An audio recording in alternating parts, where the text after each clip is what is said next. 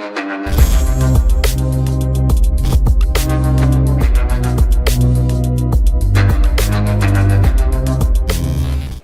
वालेकुम गाइस, कैसे हैं आप? उम्मीद करता हूं कि आप सब खैरियत से होंगे, खुश होंगे और हमारी दुआ है कि आप हमेशा खुश रहें, हंसते और मुस्कुराते रहें। मेरा नाम है रहमान अनवर और मैं हूं मोहम्मद और मैं हूं ज़फर इकबाल। और आज हम जिस वीडियो प्रोजेक्ट करने जा रहे हैं, इस वीडियो का टाइटल है 75 military techniques based on artificial intelligence. तो सबसे पहले वीडियो देखते हैं। अगर वीडियो पसंद आए तो लाइक सब्सक्राइब जरूर कीजिएगा और कमेंट में अपनी राय का इज़हार जरूर कीजिएगा। चलो वीडियो करते हैं शुरू। तो दोस्तों फाइनली भारतीय सेना को कुछ ऐसी तकनीक सौंपी गई है जो अभी तक फ्रांस, इजराइल और अमेरिका जैसे देशों में ही इस्तेमाल की जा रही है। इसके अलावा जनरल विपिन रावत जी का भी सपना था कि भारत की तीनों सेनाओं को ये तकनीक सौंपी जाए। और खास बात यहाँ पर इस प्रोजेक्ट की ये है कि इसको बनाने में भारत के कई स्टार्टअप्स और डिफेंस पीएसयूज ने पार्टिसिपेट लिया है। और अब फाइनली रक्षा मंत्री राजनाथ सिंह जी के द्वारा भारत के तीनों सेनाओं को 75 यानी 75 नई सैन्य तकनीक सौंपी गई है और इन सभी तकनीक में आर्टिफिशियल इंटेलिजेंस टेक्नोलॉजी का इस्तेमाल किया गया है। इन टेक्नोलॉजी के मिलते ही भारतीय सेना की ताकत कई गुना ज्यादा बढ़ जाएगी और भारत के बॉर्डर से सटे हुए कई देशों की हालत खराब हो जाएगी। तो अगर बात की जाए इस प्रोजेक्ट की शुरुआत की तो 2018 में इसकी शुरुआत की गई थी। रक्षा क्षेत्र में कहा गया था कि एआई टेक्नोलॉजी का इस्तेमाल करके भारतीय सेना की ताकत को कई गुना ज्यादा बढ़ाया जाएगा और 2018 में एक टास्क फोर्स का गठन किया गया, जिसके बाद कई भारतीय स्टार्टअप्स और डिफेंस पीएसयूज ने इसमें बढ़ चढ़ के हिस्सा लिया और इन टेक्नोलॉजी को बनाने का काम भारत में शुरू कर दिया। और अब इनमें से कुछ की लिस्ट हमारे पास आई है जिनकी एक एक टेक्नोलॉजी की खासियत हम आपको बताने वाले हैं। सबसे पहले बात की जाए तो यहाँ पर साइलेंट संतरी नाम की टेक्नोलॉजी विकसित की गई है जो कि एक रोबोटिक टेक्नोलॉजी है। इसका इस्तेमाल पाकिस्तान जैसे बॉर्डर्स पर किया जा सकेगा और इनको जो कटीले तार लगाए जाते हैं उन पर इंस्टॉल किया जाएगा। इस डिवाइस को रियल माउंटेन डिवाइस भी कहा जा रहा है क्योंकि ये एक बहुत छोटी सी डिवाइस है और एक बार इसे चार्ज करने पर यह लगभग 1 किलोमीटर दूरी तक 6 घंटे तक अपना काम करती है। और जैसे ही इस टेक्नोलॉजी को उन कटीले तारों में इंस्टॉल किया जाता है उसके बाद अगर कोई भी वहां पर घुसपैठ करने की कोशिश करेगा तो कंट्रोल रूम में बैठे अधिकारी को सूचना तुरंत दे दी जाएगी। इस एक रोबोट को चार्ज करने में सिर्फ ये 6 घंटे का बैकअप देता है, उसके बाद इसे फिर से चार्ज करना पड़ता है, लेकिन 6 घंटे तक ये लगातार कंसिस्टेंटली एक जगह पर निगरानी रख सकता है जो भारतीय सेना की कई मुश्किलों को आसान बनाता है। इसके अलावा बात करें हम दूसरी टेक्नोलॉजी के बारे में तो जिसको नाम दिया गया है त्रिशूल रिमोट वेपन सिस्टम। इस टेक्नोलॉजी को भारत की पहली आर्टिफिशियल इंटेलिजेंस टेक्नोलॉजी मानी जा रही है जो वेपन सिस्टम में इस्तेमाल की जाएगी। ये एक पूरी की पूरी कंट्रोल डिवाइस है जिसको AK-47 जैसी राइफल्स में इस्तेमाल किया जाएगा, जिसके बाद सिर्फ आपको गन होल्ड करनी होगी और टारगेट सेट करने से लेकर के ट्रिगर दबाने तक का हर एक जिम्मा इस रोबोट का होगा। ये बहुत ही सटीक निशाना लगाती है। कुछ डिटेल्स की बात की जाए 300 मीटर दूरी की रेंज में ये बहुत आसानी से अपने टारगेट को मार सकती है और इसकी एफिशिएंसी 100% सटीक निशाना लगाती है। इसके अलावा बात की जाए तीसरी टेक्नोलॉजी के बारे में तो इसको नाम दिया गया है मैंड्रीन ट्रांसलेटर डिवाइस। ये एक ऐसी डिवाइस है जो बिना इंटरनेट का इस्तेमाल किए हुए लैंग्वेजेस को आपस में कन्वर्ट करती है। हम सभी जानते हैं कि पाकिस्तान हो या फिर चीन, वहां पर अलग अलग लैंग्वेजेस बोली जाती हैं और ऐसे में ये पता कर पाना काफी ज्यादा मुश्किल होता है कि वो आखिर बात क्या कर रहे हैं। और अब सेना की बड़ी समस्या का समाधान लेकर के ये टेक्नोलॉजी आई है जिसके बाद 600 ग्राम वजनी इस डिवाइस को बेल्ट में लगा करके आसानी से यूज किया जा सकता है। और इसमें कुछ पोर्टेबल ईयरफोन्स भी दिए गए हैं जिनको डायरेक्टली कान में लगाया जाएगा और सारी इंफॉर्मेशन मिलती रहेगी। इसकी रेंज की बात की जाए तो अभी से 5 फीट की रेंज के हिसाब से डिसाइड किया गया है, यानी कि अगर कोई दुश्मन 5 फीट की रेंज में किसी भी अलग लैंग्वेज में बात कर रहा है तो ये डिवाइस उसे कन्वर्ट करेगी इंग्लिश और अदर लैंग्वेजेस में, जिससे समझ पाना काफी ज्यादा आसान होगा। इसके अलावा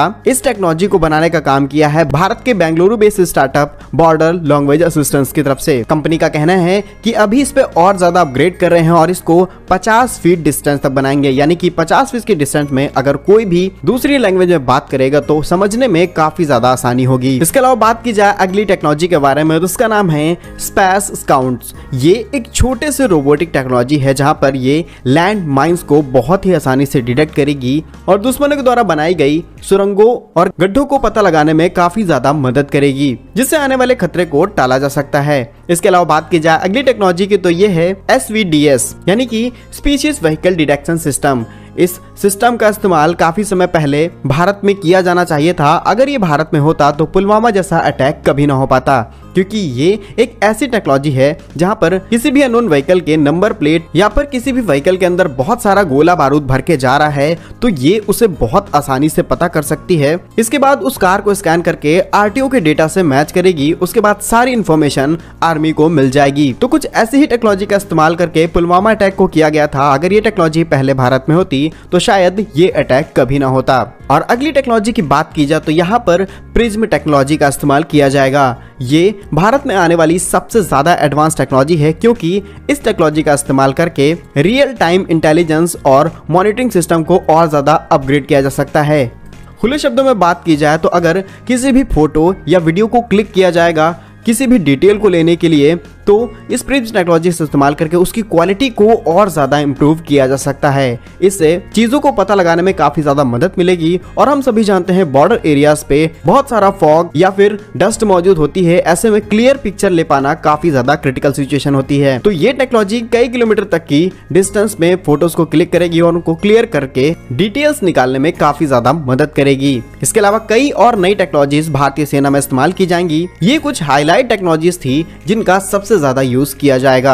भारतीय सेना में इस्तेमाल होने वाली इन टेक्नोलॉजीज में आपको सबसे ज्यादा कौन सी पसंद आई, कमेंट बॉक्स में जरूर लिखिएगा। भारत कैसे ही यूजफुल है। हाँ जी गाइस, तो जैसा कि आप वीडियो देख रहे थे तो वीडियो भी काफ़ी अच्छी थी और काफ़ी इंफॉर्मेटिव भी थी। और इंफॉर्मेशन या इसकी ये इंटेलिजेंस के लिए ये जो नई तकनीक्स आई है ना, अगर इन तकनीक्स को भाई देखा जाए तो ये काफ़ी इंटरेस्टिंग है देखा जाए तो भाई, क्योंकि लैंग्वेज के लिहाज से देखा जाए जब आप एक तार के साथ टच होंगे या उसको क्रॉस करने लगेंगे तो तब भी उनको भाई पता चल जाएगा। लेकिन ये जो तार वाली सबसे बड़ी तकनीक है ना, ये भाई काफ़ी अच्छी है। लेकिन उसमें अगर बैटरी की बात की जाए 6 घंटे निकालती है तो उसके लिए भाई चार्जर भी तो ज़रूरी है ना। क्या वो बैटरी उतार कर चार्जर करेंगे कि या साथ ही कोई उनको ऑप्शन लगा देंगे जिसकी वजह से भाई वो चार्जर होती रहे।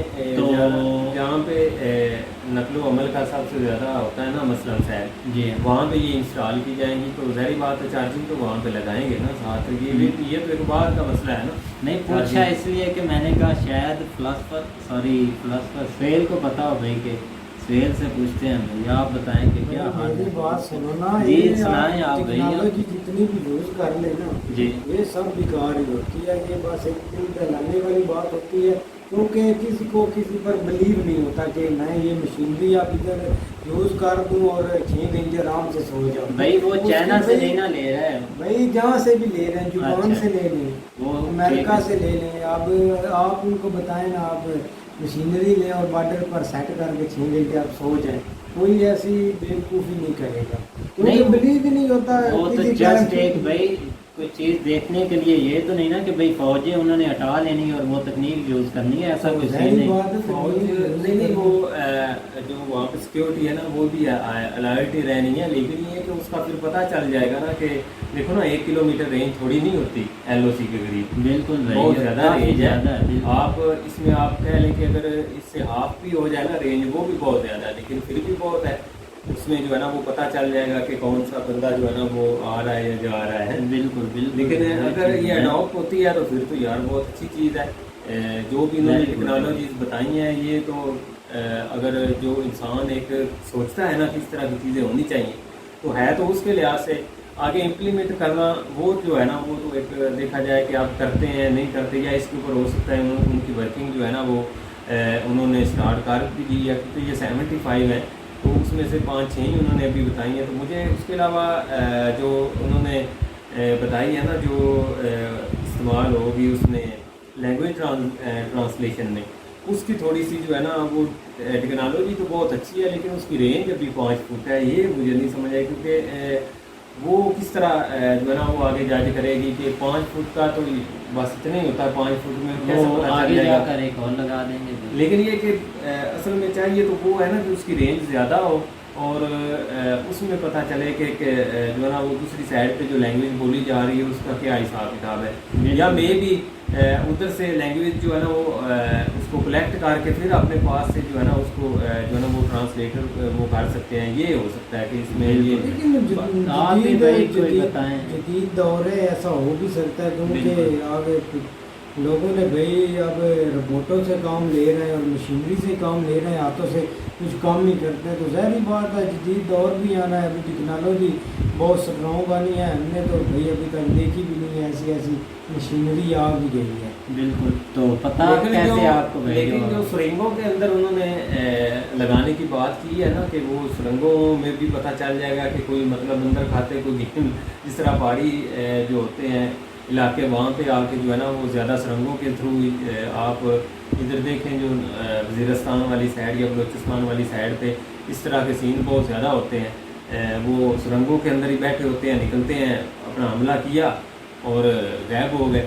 तो वहाँ उस लिहाज से जो है ना ये ठीक है, ये भी एक जो है ना वो बहुत ज़्यादा मदद फराहम करने वाली है। तो बाकी सबसे जो इम्पोर्टेंट और उससे भी जो अच्छी है ना वो जो व्हीकल स्कैनर है ना, जिसमें गाड़ियों का गाड़ी जो भी आ रही है जा रही है उसको जो है ना वो फुली स्कैन कर लिया जाएगा कि उसमें कोई मतलब कोई मवाद तो नहीं है। हमला करना अब सीधे रास्ते से वो आएगा नहीं, तो कोई नहीं और नहीं, रास्ता आप चुन लेगा। उन्होंने बहुत अच्छी एग्जांपल दी है, जिस तरह पुलवामा अटैक में या व्हीकल वो पैदल आ जाएगा, ऐसा तो नहीं है। नहीं वो भाई पैदल व्हीकल के लिए उन्होंने लगाई है, व्हीकल आएगा तो उसके लिए, जो पैदल आएगा उसके लिए अलहदा होगी। ये तो नहीं ना कि व्हीकल ने दोनों काम इकट्ठे करने हैं। माइंड से कोई भाई बात करो, आप तो ऐसे ही आज। लेकिन चलो बहरहाल अच्छी चीज़ है, बिल्कुल भाई, हमें तो appreciate करना चाहिए इस चीज़ को। बिल्कुल भाई, तो उम्मीद करते हैं कि गाइस आपको वीडियो पसंद आएगी। अगर पसंद आए तो लाइक सब्सक्राइब जरूर कीजिएगा और कमेंट में अपनी राय का इज़हार जरूर कीजिएगा। अल्लाह हाफिज़।